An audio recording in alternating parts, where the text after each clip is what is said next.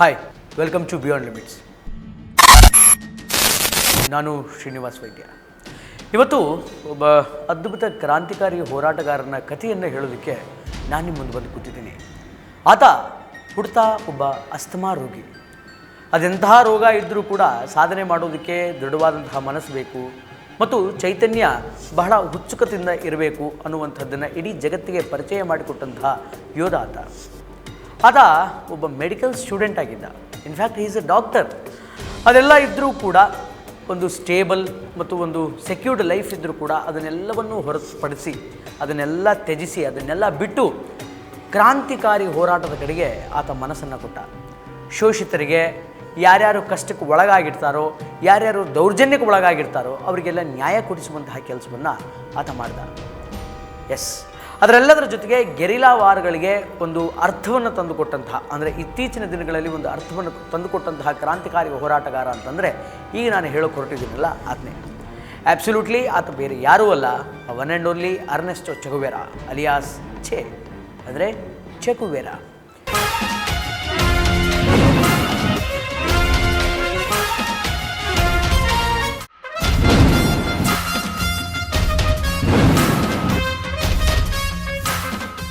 S, ಇವತ್ತು ಚೆ ಗುವೆರಾನ ಬಗ್ಗೆ ಒಂದಿಷ್ಟು ವಿಷಯಗಳನ್ನು ತಿಳ್ಕೊಳ್ಳೋಣ. ಚೆ ಗುವೆರಾ ಮೂಲತಃ ಹುಟ್ಟಿದ್ದು ಒಂದು ಕಡೆ, ಬೆಳೆದಿದ್ದು ಒಂದು ಕಡೆ, ಓದಿದ್ದು ಒಂದು ಕಡೆ, ಅದರೆಲ್ಲದರ ಜೊತೆಗೆ ತನ್ನ ಜೀವನವನ್ನು ಕಂಡುಕೊಂಡಿದ್ದು ಒಂದು ಕಡೆ, ಹೋರಾಟ ಮಾಡ್ತಾ ಮಾಡ್ತಾ ಮಾಡ್ತಾ ಸಾವನ್ನಪ್ಪಿದ್ದು ಒಂದು ಕಡೆ. ಹೀಗೆ ಎಲ್ಲೋ ಹುಟ್ಟಿ ಎಲ್ಲೋ ಬೆಳೆದು ಇನ್ನೆಲ್ಲೋ ಬದುಕನ್ನು ಕಟ್ಟಿಕೊಳ್ಳುವಂತಹ ಸಾಮರ್ಥ್ಯ ಕೇವಲ ಚೆ ಗುವೆರಾನಂಥವರಿಗೆ ಮಾತ್ರ ಇರುತ್ತೆ ಅಂತ ನನಗನ್ನಿಸುತ್ತೆ. ಚೆ ಗುವೆರಾ ಹೀಗೆ 1948ರಲ್ಲಿ ಮೆಡಿಕಲ್ ಓದಬೇಕು ಅಂತ ಯೂನಿವರ್ಸಿಟಿ ಒಂದರಲ್ಲಿ ಸೇರಿಕೊಳ್ತಾನೆ. ಓದ್ತಾ ಓದ್ತಾ ಓದ್ತಾ ಆತನ ಮನಸ್ಸು ಬೇರೆ ಏನನ್ನೋ ಹಪಹಪಿ ಮಾಡ್ತಾ ಇರುತ್ತೆ. ಇನ್ಫ್ಯಾಕ್ಟ್ ಈ ಪುಸ್ತಕದ ಬದನೆಕಾಯಿಂದ ಸಮಾಜದ ಅಂಕುಡೊಂಕುಗಳನ್ನು ತಿದ್ದಕ್ಕೆ ಆಗಲ್ಲ ಅಂತ ತಿಳ್ಕೊಂಡಂತಹ ಚೆ ಗುವೆರಾ ಜಗತ್ತನ್ನು ಸುತ್ತಬೇಕು, ಜಗತ್ತನ್ನು ನೋಡಬೇಕು, 4 ಜಾಗಗಳನ್ನು ನೋಡಬೇಕು ಅಂತ ಹೇಳಿ ಯೂನಿವರ್ಸಿಟಿಯಿಂದ 1951ರಲ್ಲಿ 1 ವರ್ಷ ಲೀವನ್ನು ಕೇಳ್ತಾನೆ. ಯಾವಾಗ ಲೀವ್ ಸ್ಯಾಂಕ್ಷನ್ ಆಗುತ್ತೋ ಆತನ ಗೆಳೆಯನನ್ನು ಕರ್ಕೊಂಡು ಮೋಟರ್ ಸೈಕಲನ್ನು ಹತ್ಕೊಂಡು ಕಿಕ್ ಹೊಡೆದು ಜಗತ್ತು ಪರ್ಯಟನೆ ಮಾಡೋದಕ್ಕೆ ಪ್ರಾರಂಭ ಮಾಡ್ತಾನೆ. ಹೀಗೆ ಜಗತ್ತನ್ನು ಸುತ್ತಾ ಸುತ್ತಾ ಸುತ್ತಾ ಸುತ್ತಾ ಅದು ಎಷ್ಟು ಲೀಟರ್ ಪೆಟ್ರೋಲನ್ನು ಸುಟ್ಟು ಹಾಕಿದ್ನೋ ಚೆ ಗುವೆರಾ ಗೊತ್ತಿಲ್ಲ. ಸರಿಸುಮಾರು ಅದು 4000 ಕಿಲೋಮೀಟರ್ಗಳ ಜರ್ನಿಯನ್ನು ಮೋಟರ್ ಸೈಕಲಲ್ಲೇ ಚೆ ಗುವೆರಾ ಮತ್ತು ಆತನ ಗೆಳೆಯ ಇಬ್ಬರು ಸೇರಿ ಮಾಡ್ತಾರೆ. ಹೀಗೆ ಚೆ ಗುವೆರಾ ಸಂಚಾರ ಮಾಡ್ತಾ ಇರುವಂತಹ ಸಂದರ್ಭದಲ್ಲಿ ಆ್ಯಂಟಿಸ್ ಪರ್ವತದ ಶಿಖರದ ಶ್ರೇಣಿಯಾದಂತಹ ಮಾಚು ಪಿಚುಗೂ ಬರ್ತಾನೆ. ಮಾಚು ಪಿಚುವಲ್ಲಿ ಈ ಬಡವರಿಗೂ ಮತ್ತು ಶ್ರೀಮಂತರು ಅನ್ನುವಂತಹ ಭೇದ ಭಾವ ಬಹಳ ವಿಪರೀತವಾಗಿರುತ್ತೆ. ಶ್ರೀಮಂತರೆಲ್ಲ ಬಡವರನ್ನು ತಮ್ಮ ಆಳು ಥರ ನೋಡ್ಕೊಳ್ತಾ ಇರ್ತಾರೆ, ಸ್ಲೇವ್ಸ್ ಥರ. ಅಂದರೆ ಶ್ರೀಮಂತರು ಏನು ಹೇಳಿದರೂ ಕೂಡ ಅದನ್ನು ಬಡವರೇ ಮಾಡಬೇಕಾಗಿತ್ತು. ಅದೆಷ್ಟು ಶೋಷಣೆ ಇತ್ತು ಅಂತಂದರೆ ಅನ್ಇಮ್ಯಾಜಿನೇಬಲ್. ಅಷ್ಟೆಲ್ಲ ಶೋಷಣೆ, ಅಷ್ಟೆಲ್ಲ ಕಷ್ಟವನ್ನು ಅಲ್ಲಿನ ಬಡವರು, ಮಾಚು ಪಿಚುವಿನ ಬಡವರು ಅನುಭವಿಸ್ತಾ ಇದ್ದರು. ಅವರಿಗೆ ನ್ಯಾಯ ಕೊಡಿಸುವಂತಹ ಕೆಲಸವನ್ನು ಚೆ ಗುವೆರಾ ಪ್ರಥಮತಃ ಅಲ್ಲಿ ಮಾಡ್ತಾನೆ. In fact Che Guevara was a good chess player. ಆದ್ದರಿಂದ ಆತನ ಏಕಾಗ್ರತೆ ಬಹಳ ಸ್ಟ್ರಾಂಗ್ ಆಗಿತ್ತು. ಅದರೆಲ್ಲದರ ಜೊತೆಗೆ ಬಹಳ ಅದ್ಭುತವಾದಂತಹ ಪುಸ್ತಕಗಳನ್ನು ಚೆ ಗುವೆರಾ ಓದ್ತಾ ಇದ್ದ ಮತ್ತು ಕೂತಲ್ಲಿಯೇ ಸಮಾಜದ ಅಂಕುಡೊಂಕುಗಳನ್ನು ತನ್ನ ಲೇಖನಗಳ ಮೂಲಕ ವಿದ್ಯಾರ್ಥಿ ಆದಾಗಲಿಂದಲೂ ಕೂಡ ಬರಿತಾ ಇದ್ದ. ಅದರೆಲ್ಲದರ ಜೊತೆಗೆ ಚೆ ಗುವೆರಾನ ಮನೆಯಲ್ಲಿ ಬರೋಬ್ಬರಿ 3000 ಪುಸ್ತಕಗಳು ಇದ್ದವು ಅನ್ನುವಂತಹ ವಿಷಯ ಕೂಡ ಇವತ್ತು ನಾವು ತಿಳ್ಕೊಬೋದು. ಆ ಪುಸ್ತಕಗಳನ್ನು ಓದ್ತಾ ಓದ್ತಾ ಓದ್ತಾ ಓದ್ತಾನೆ ಒಂದಾನೊಂದು ಕಾಲದಲ್ಲಿ ಆತನ ಮನಸ್ಸು ಅಂತಕ್ಕಂಥದ್ದು ಪರಿವರ್ತನೆ ಆಯಿತು. ಸೊ ಮಾಚು ಪಿಚುವಲ್ಲಿ ಈ ಥರದ ಘಟನೆಗಳನ್ನು ನೋಡಿದಂತಹ ಚೆ ಗುವೆರಾರಿಗೆ ಹೇಗಾದರೂ ಮಾಡಿ ಅಲ್ಲಿನ ಬಡವರಿಗೆ, ಶೋಷಿತ ವರ್ಗದವರಿಗೆ, ಅಲ್ಲಿನ ದೀನ ದಲಿತರಿಗೆ ನ್ಯಾಯ ಕೊಡಿಸಬೇಕು ಅನ್ನುವಂತಹ ದೃಢ ಸಂಕಲ್ಪ, ದೃಢವಾದಂತಹ ಮನಸ್ಸು ನಿರ್ಮಾಣ ಆಗುತ್ತೆ. ಯಾವಾಗ ಆ ಸಂಕಲ್ಪಕ್ಕೆ ಚೆ ಗುವೆರಾ ಬರ್ತಾನೋ ಆಗ ತನ್ನ ಎಜುಕೇಷನನ್ನು ಕಂಪ್ಲೀಟಾಗಿ ಸ್ಟಾಪ್ ಮಾಡಿ ಅಲ್ಲಿನ ಜನರಿಗೆ ನ್ಯಾಯ ಕೊಡಿಸುವಂತಹ ಕೆಲಸದ ಕಡೆ ಕಾನ್ಸಂಟ್ರೇಟನ್ನು ಜಾಸ್ತಿ ಮಾಡ್ತಾ ಹೋಗ್ತಾನೆ. ಹೀಗೆ ಚೆ ಗುವೆರಾ ಹೋರಾಟವನ್ನು ಮಾಡ್ತಾ ಮಾಡ್ತಾ ಮಾಡ್ತಾ ಮಾಡ್ತಾ ಕ್ಯೂಬಾಕ್ಕೆ ಬರ್ತಾನೆ. ಕ್ಯೂಬಾ ಅನ್ನುವಂತಹ ಒಂದು ಊರು ಅದು ಅಮೇರಿಕದ ಕಪಿಮುಷ್ಟಿಯಲ್ಲಿತ್ತು. ಇನ್ಫ್ಯಾಕ್ಟ್ ಸ್ವಾತಂತ್ರ್ಯ ಬರೋಕ್ಕಿಂತ ಮುಂಚೆ ನಾವು ಹೇಗೆ ಬ್ರಿಟಿಷರ ಕಪಿಮುಷ್ಟಿಯಲ್ಲಿದ್ವೋ, ಬ್ರಿಟಿಷರ ಸರ್ವಾಧಿಕಾರದಲ್ಲಿದ್ವೋ, ಹಾಗೆ ಕ್ಯೂಬಾ ಕೂಡ ಅಮೇರಿಕದ ಸರ್ವಾಧಿಕಾರದಲ್ಲಿತ್ತು. ಕ್ಯೂಬಾವನ್ನು ಪ್ರತ್ಯೇಕತಾ ಒಂದು ದೇಶವನ್ನಾಗಿ ಮಾಡಬೇಕು ಅಥವಾ ಈ ಅಮೇರಿಕದವರ ಕಪಿಮುಷ್ಟಿಯಿಂದ ಹೇಗಾದರೂ ಹೊರಗಡೆ ತೆಗೆದುಕೊಂಡು ಬರಬೇಕು ಅಂತ ಹೇಳಿ ಕ್ಯೂಬಾದಲ್ಲಿ ಸ್ವಾತಂತ್ರ್ಯಕ್ಕಾಗಿ ಹೋರಾಟ ಮಾಡ್ತಾ ಇದ್ದಂತಹ ಅಲ್ಲಿಯ ಸ್ಥಳೀಯ ಸಂಘಟನೆಯ ಉಸ್ತುವಾರಿಗಳಾದಂತಹ ಫೆಡರಲ್ ಕ್ಯಾಸ್ಟ್ರೋ ಮತ್ತು ರಾವ್ ಕ್ಯಾಸ್ಟ್ರೋ ಇಬ್ಬರು ಚೆ ಗುವೆರಾನ ಸ್ನೇಹವನ್ನು ಮಾಡ್ತಾರೆ. ಅಂದರೆ ಚೆ ಗುವೆರಾ ಹೋಗಿ ಅವರನ್ನು ಸೇರಿಕೊಳ್ತಾನೆ. ಅವರು ಸೇರಿಕೊಂಡ ನಂತರ ಚೆ ಗುವೆರಾಗೆ ಒಂದು ಆನೆ ಬಲ ಬರುತ್ತೆ. ಇನ್ಫ್ಯಾಕ್ಟ್ ಕ್ಯೂಬಾದಲ್ಲಿ ಆಗಿರ್ಬೋದು ಅಥವಾ ಅಮೆರಿಕದ ಕಪಿಮುಷ್ಟಿಯಲ್ಲಿರುವಂತಹ ಬೇರೆ ಬೇರೆ ದೇಶಗಳಲ್ಲಿ ಹೋರಾಟ ಅಂತಕ್ಕಂಥದ್ದು ಆಗ್ತಾ ಇತ್ತೇ ವಿನಃ ಆ ಹೋರಾಟದ ಮುಂಚೂಣಿಯ ನಾಯಕರ ಕೊರತೆ ಅಂತಕ್ಕಂಥದ್ದು ಬಹಳ ಇತ್ತು. ಇನ್ಫ್ಯಾಕ್ಟ್ ಯಾರೂ ಕೂಡ ಬಿಗ್ಗೆಸ್ಟ್ ಲೀಡರ್ಶಿಪ್ಪನ್ನು ತೆಗೆದುಕೊಳ್ಳಲು ಮುಂದೆ ಬರ್ತಾ ಇರಲಿಲ್ಲ. ಕ್ಯೂಬಾ ಅಲ್ಲಿ ಅಮೆರಿಕ ನೇಮಿಸಿದಂತಹ ಒಬ್ಬ ಸರ್ವಾಧಿಕಾರಿ ಇದ್ದ. ಆತನ ಹೆಸರು ಬ್ರಿಟಿಷ. ಆತ ಕ್ಯೂಬಾದ ಜನರಿಗೆ ನಿಜಕ್ಕೂ ನರಕದ ದರ್ಶನವನ್ನು ಮಾಡಿಸ್ತಾ ಇದ್ದ. ಯಾಕೆಂತಂದರೆ ಕ್ಯೂಬಾಲಿ ಇದ್ದಂತಹ ಜನರಿಗೆ ಬೇಸಿಕ್ ಫಂಡಮೆಂಟಲ್ ರೈಟ್ಸ್ಗಳನ್ನು ಅಥವಾ ಬೇಸಿಕ್ ಫಂಡಮೆಂಟಲ್ ನೀಡ್ಸ್ಗಳನ್ನು ಕೂಡ ಆತ ಕೊಡ್ತಾ ಇರಲಿಲ್ಲ. ಅಂತಹ ಸಂದರ್ಭದಲ್ಲಿ ಚೆಗುವೇರಾ ಆ ಬ್ರಿಟಿಷನನ್ನು ಎದುರು ಹಾಕಿಕೊಂಡು ರಷ್ಯಾಗೆ ಹೋಗಿ ಕ್ಯೂಬಾಕ್ಕೆ ಬೇಕಾದಂತಹ ಮೂಲಭೂತ ಸೌಕರ್ಯಗಳನ್ನು ತರುವಂತಹ ಪ್ರಯತ್ನವನ್ನು ಮಾಡ್ತಾನೆ. ಅಂದರೆ ಚೆಗುವೇರಾ ಅಷ್ಟೊತ್ತಿಗೆ ಆಗಲೇ ಕ್ಯೂಬಾದ ಒಂದು ಪಾಲಿಟಿಕ್ಸ್ನಲ್ಲಿ ಎಂಟ್ರಿ ಆಗಿರ್ತಾನೆ. ಪೆನ್ನನ್ನು ಹಿಡಿದು ಅಥವಾ ಸ್ಟೆಥೋಸ್ಕೋಪನ್ನು ಹಿಡಿದು ಪೇಷಂಟನ್ನು ಟ್ರೀಟ್ಮೆಂಟ್ ಮಾಡುವಂತಹ ಕೈಗೆ ಆವಾಗಲೇ ಬಂದೂಕು ಬಂದಿರುತ್ತೆ. ಕ್ರಾಂತಿಯಿಂದ ಮಾತ್ರ ಸ್ವಾತಂತ್ರ್ಯ ಸಿಗುತ್ತೆ, ಕ್ರಾಂತಿಯಿಂದ ಮಾತ್ರ ನ್ಯಾಯ ಸಿಗುತ್ತೆ ಅನ್ನೋದು ಚೆಗುವೇರನ ತಲೆಯಲ್ಲಿ ಬಹಳ ಗಾಢವಾಗಿ ಫಿಕ್ಸ್ ಆಗಿತ್ತು. ಬ್ರಿಟಿಷನ ವಿರುದ್ಧ ಚೆಗುವೇರಾ ಮತ್ತು ಆತನ ಸಂಗಡಿಗರು ನಿರಂತರವಾಗಿ ಹೋರಾಟವನ್ನು ಮಾಡ್ತಾರೆ. ಅಲ್ಲಿ ಅನೇಕ ಪ್ರಾಣ ಹಾನಿ ಆಗುತ್ತೆ. ಅದರೆಲ್ಲದರ ಜೊತೆಗೆ ಕ್ಯೂಬಾಕ್ಕೆ ಏನೇನು ಬೇಕು ಏನೇನು ಬೇಡ ಅನ್ನುವಂತಹ ಎಲ್ಲ ನಿರ್ಣಯವನ್ನು ಕೂಡ ಚೆಗುವೇರಾನ ತೆಗೆದುಕೊಳ್ತಾನೆ. ಅದೊಂದಿನ ವರ್ಲ್ಡ್ ಹೆಲ್ತ್ ಆರ್ಗನೈಸೇಷನ್ಸ್ ಒಳಗಡೆ ಚೆಗುವೇರಾ ಒಂದು ಭಾಷಣವನ್ನು ಮಾಡ್ತಾನೆ. ಆ ಭಾಷಣದಲ್ಲಿ ಲಿಟ್ರಲಿ ಅಮೇರಿಕವನ್ನು ಬೆತ್ತಲೆ ಮಾಡಿಬಿಡ್ತಾನೆ. ಯಾಕೆಂತಂದರೆ ಸರ್ವಾಧಿಕಾರದ ಹೆಸರಿನಲ್ಲಿ ಅಮೇರಿಕ ಈ ಉಪರಾಜ್ಯಗಳಲ್ಲಿ ಎಷ್ಟೆಷ್ಟು ಹಣವನ್ನು ಕೊಳ್ಳೆ ಹೊಡಿತಾ ಇದೆ, ಎಷ್ಟೆಷ್ಟು ಶೋಷಣೆ ಮಾಡ್ತಾ ಇದ್ದಾರೆ, ಬಡವರಿಗೆ ಎಷ್ಟೆಷ್ಟು ಅನಾನುಕೂಲಗಳನ್ನು ಮಾಡ್ತಾ ಇದ್ದಾರೆ ಅಂತ ಹೇಳಿ ಬಹಳ ಓಪನ್ ಆಗಿ ತನ್ನ ಭಾಷಣದ ಮೂಲಕ ಹೊರಗಡೆ ಹಾಕ್ತಾನೆ. ಇದನ್ನು ತಿಳಿದಂತಹ ಅನೇಕ ಜನರು ಅಮೇರಿಕಕ್ಕೆ ಚಿಮಾರಿ ಹಾಕಲಿಕ್ಕೆ ಪ್ರಾರಂಭ ಮಾಡ್ತಾರೆ. ಅದಾದ ನಂತರವೂ ಕೂಡ ಫಿಸಿಕಲಿ ವಾರ್ ಕಂಟಿನ್ಯೂ ಆಗುತ್ತೆ. ಅದು 1959 ಜನವರಿ 1.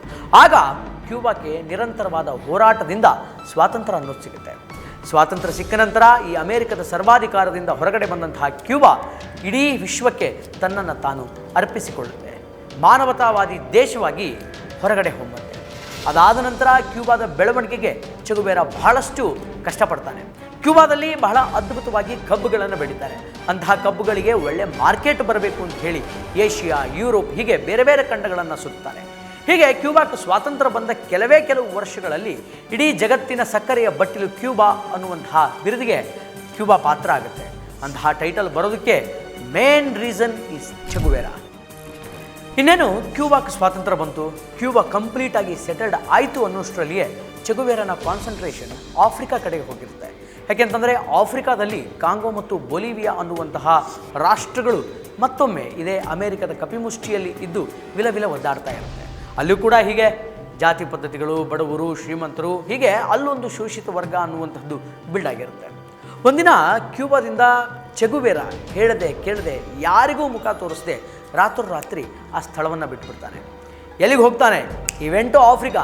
ಯಾಕೆಂತಂದರೆ ಅಲ್ಲಿ ಒಂದು ಶೋಷಿತ ವರ್ಗ ಇರುತ್ತಲ್ಲ, ಅವರಿಗೆ ನ್ಯಾಯ ಕೊಡಿಸುವಂತಹ ಕೆಲಸವನ್ನು ಚೆಗುವೇರಾ ಮಾಡ್ತಾನೆ.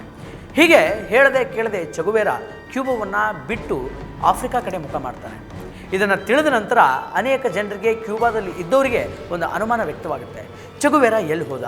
ಚೆಗುವೇರಾ ನಿಜಕ್ಕೂ ಬದುಕಿದಾನ? ಚೆಗುವೇರಾ ಸತ್ತೇ ಹೋದ ಅನ್ನುವಂತಹ ಸುದ್ದಿಯನ್ನು ಕೂಡ ಅನೇಕ ಜನ ಮಾಧ್ಯಮಗಳಲ್ಲಿ ಪ್ರಸಾರ ಮಾಡಿರ್ತಾರೆ. ಬಟ್ ಅವತ್ತು ಕ್ಯೂಬಾದ ಸ್ವಾತಂತ್ರ್ಯಕ್ಕಾಗಿ ಹೋರಾಟ ಮಾಡಿದಂತಹ ಫೆಡೆಲ್ ಕ್ಯಾಸ್ಟ್ರೋ ಮತ್ತು ರಾಲ್ ಕ್ಯಾಸ್ಟ್ರೋ ಇವರಿಬ್ಬರೂ ಕೂಡ ಚೆಗುವೇರನ ಆತ್ಮೀಯ ಮಿತ್ರರಾಗಿರ್ತಾರೆ. ಅವರಿಗೂ ಕೂಡ ಚೆಗುವೇರಾ ತಾನು ಎಲ್ಲಿ ಹೋಗ್ತೀನಿ ಅನ್ನೋದನ್ನು ಹೇಳಿರೋಲ್ಲ. ಇನ್ಫ್ಯಾಕ್ಟ್ ಚೆಗುವೇರಾ ಕಾಣೆಯಾಗಿದ್ದು ಅವರಿಗೂ ಕೂಡ ಆತಂಕ ಉಂಟು ಮಾಡಿರುತ್ತೆ. ಬಟ್ ಫೆಡೆಲ್ ಕ್ಯಾಸ್ಟ್ರೋ ಒಂದು ಮಾತನ್ನು ಹೇಳ್ತಾನೆ. ಏನು ಅಂತಂದರೆ, ಚೆಗುವೇರಾ ಎಲ್ಲೇ ಇರಲಿ, ಹೇಗೆ ಇರಲಿ, ಬಟ್ ಶೋಷಿತರಿಗೆ ಧ್ವನಿಯಾಗಿರ್ತಾನೆ. ಎಲ್ಲಿ ಜನರಿಗೆ ಕಷ್ಟ ಅಂತ ಇದೆನೋ ಚೆಗುವೇರಾ ಅಲ್ಲಿ ಪ್ರೆಸೆನ್ಸಲ್ಲಿರ್ತಾನೆ. ಆದ್ದರಿಂದ ಚೆಗುವೇರಾ ಎಲ್ಲಿದ್ದರೂ ಕೂಡ ಜನಗಳ ಕಷ್ಟಕ್ಕೆ ಸ್ಪಂದಿಸ್ತಾನೆ ಅನ್ನುವಂತಹ ಮಾತನ್ನು ಹೇಳ್ತಾನೆ. But federal Castro is absolutely right. ಆತ ಹೇಳಿದ ಹಾಗೆ ಚೆಗುವೇರಾ ಆಫ್ರಿಕಾಕ್ಕೆ ಹೋಗಿರ್ತಾನೆ. ಆಫ್ರಿಕಾದ ಕಾಂಗೋ ಮತ್ತು ಬೊಲಿವಿಯಾ ಅನ್ನುವಂತಹ ರಾಷ್ಟ್ರಗಳು ಅಮೆರಿಕದ ಕಪಿಮುಷ್ಟಿಯಲ್ಲಿರ್ತಾರೆ. ನಾನು ಆಗಲೇ ಹೇಳಿದೆ, ಅಲ್ಲಿಯೂ ಕೂಡ ಕ್ಯೂಬಾದಲ್ಲಿ ಬ್ರಿಟಿಷನ ಸರ್ವಾಧಿಕಾರದ ಅಡಿಯಲ್ಲಿ ಯಾವ ರೀತಿಯಾದಂತಹ ಕಷ್ಟಗಳನ್ನು ಅನುಭವಿಸ್ತಾ ಇರ್ತಾರೋ ಅದೇ ರೀತಿಯ ಕಷ್ಟಗಳನ್ನು ಅಲ್ಲಿಯ ಜನ ಕೂಡ ಅನುಭವಿಸ್ತಾ ಇರ್ತಾರೆ. ಹೀಗೆ ಚೆಗುವೆರಾ ಕ್ಯೂಬಾವನ್ನು ಹೊರತುಪಡಿಸಿ ಬೊಲಿವಿಯಾ ಮತ್ತು ಕಾಂಗೋ ಕಡೆ ಹೊರಟಾಗ ಅದೆಷ್ಟೋ ದಿನಗಳ ಕಾಲ ಉಪವಾಸ ಇರ್ತಾನೆ. ಅದೆಷ್ಟೋ ದಿನಗಳ ಕಾಲ ಆತನಿಗೆ ಊಟ ಸಿಗಲ್ಲ, ನೀರು ಸಿಗಲ್ಲ. ಕುದುರೆ ಏರಿ ಸವಾರಿ ಮಾಡುವಂತಹ ಪರಿಸ್ಥಿತಿ ಬರುತ್ತೆ. ಕುದುರೆ ಏರಿ ಅನೇಕ ಕಿಲೋಮೀಟರ್ ಗಟ್ಟಲೆ ಸವಾರಿ ಮಾಡ್ತಾನೆ. ಕಡೆಗೆ ಒಂದು ದಿನ ಹಸಿವನ್ನು ತಡೆಯೋಕ್ಕಾಗದೆ ತಾನು ಹತ್ತಿ ಬಂದಂತಹ ಕುದುರೆಯನ್ನೇ ಕೊಂದು ತಿಂದ ಅನ್ನುವಂತಹ ಇತಿಹಾಸವೂ ಕೂಡ ಇವತ್ತು ನಮ್ಮ ಕಣ್ಮುಂದಿದೆ ಮತ್ತು ಆ ಕಥೆಯನ್ನು ಕೂಡ ನಾವು ನೋಡಬಹುದು.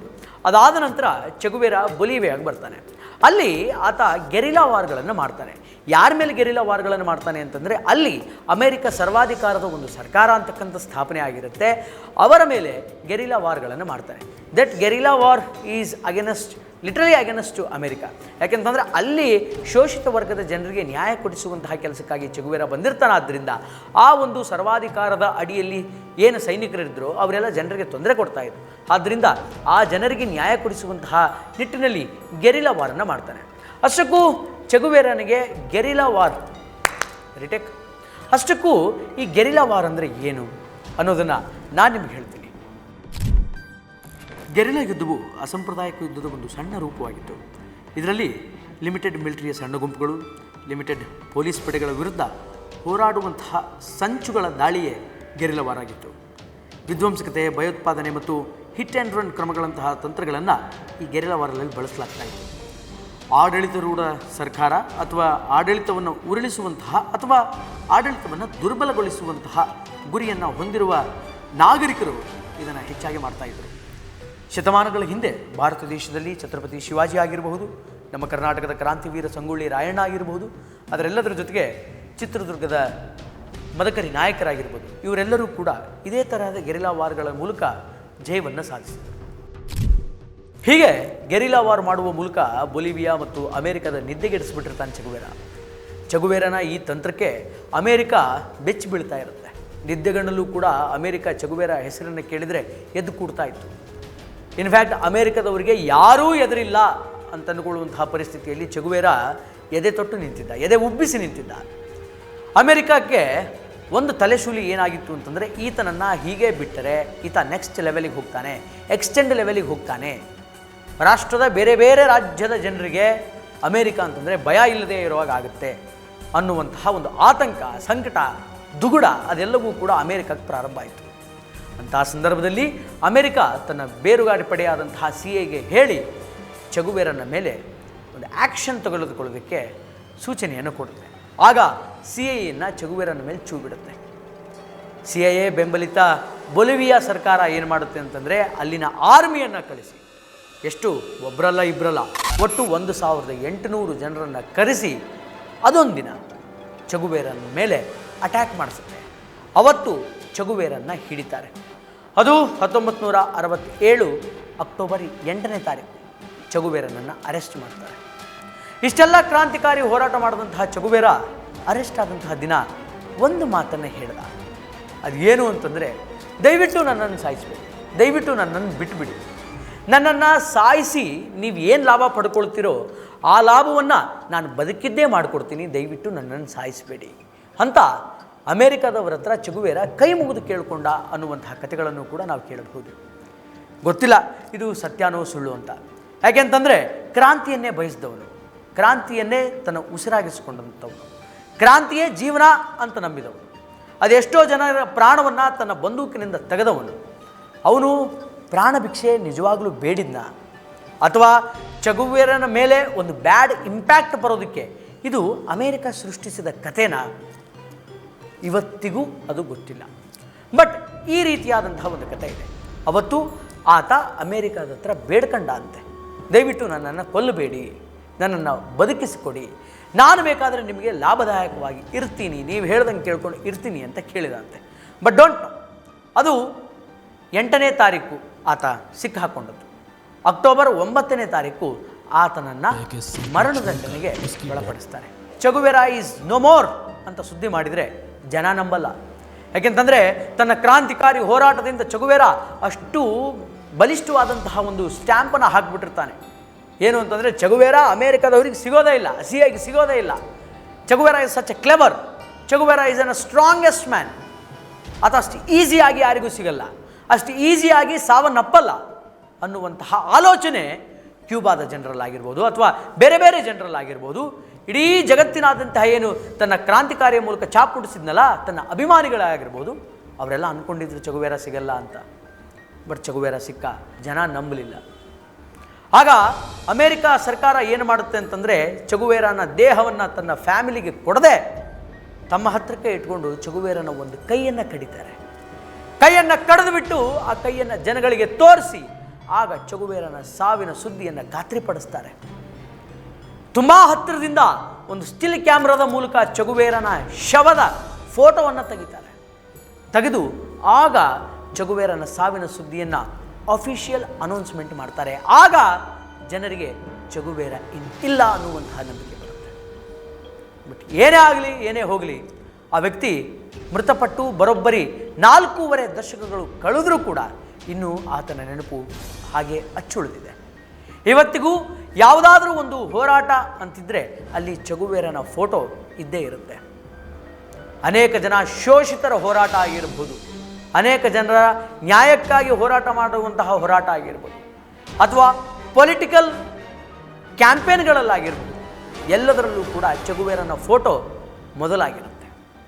ಇವತ್ತಿಗೂ ಚಗುವೇರ ಧರಿಸಿದಂತಹ ಕ್ಯಾಪ್ ಆಗಿರ್ಬೋದು, ಅದರ ಮೇಲಿನ ಸ್ಟಾರ್ ಆಗಿರ್ಬೋದು, ಚಗುವೇರ ಇರುವಂತಹ ಟೀ ಶರ್ಟ್ಗಳಾಗಿರ್ಬೋದು, ಅದೆಷ್ಟೋ ಜನ ಯುವಕರಿಗೆ ಆಕರ್ಷಣೀಯವಾಗಿದೆ ಮತ್ತು ಅದನ್ನು ಧರಿಸ್ಕೊಂಡು ಒಂದು ಹೈ ಫೀಲಲ್ಲಿರ್ತಾರೆ.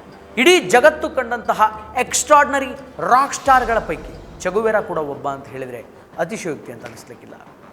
ಇದು ಒಬ್ಬ ಕ್ರಾಂತಿಕಾರಿ ಹೋರಾಟಗಾರ ಕಂಡು ಕೇಳರಿದ ರೀತಿಯಲ್ಲಿ ಸಾವನ್ನಪ್ಪಿದಂತಹ ಕಥೆ ಮತ್ತು ಅದ್ಭುತವಾದಂತಹ ಹೋರಾಟವನ್ನು ಮಾಡಿ ಎಲ್ಲೋ ಹುಟ್ಟಿ ಎಲ್ಲೋ ಬೆಳೆದು ಹೇಗೇಗೋ ಅಲದಾಡಿ ತಿರುಗಾಡಿ ತನ್ನದಲ್ಲದವರಿಗೋಸ್ಕರ ನ್ಯಾಯವನ್ನು ಕೊಡಿಸಿ ತನ್ನ ಪ್ರಾಣವನ್ನೇ ಬಲಿ ಕೊಟ್ಟಂತಹ ಕಥೆ. ಮುಂದಿನ ವಿಡಿಯೋದಲ್ಲಿ ಮತ್ತೊಮ್ಮೆ ಇಂಥದ್ದೇ ಕಥೆಯೊಂದಿಗೆ ನಿಮ್ಮ ಮುಂದೆ ಬರ್ತೀನಿ. ನಮಸ್ಕಾರ.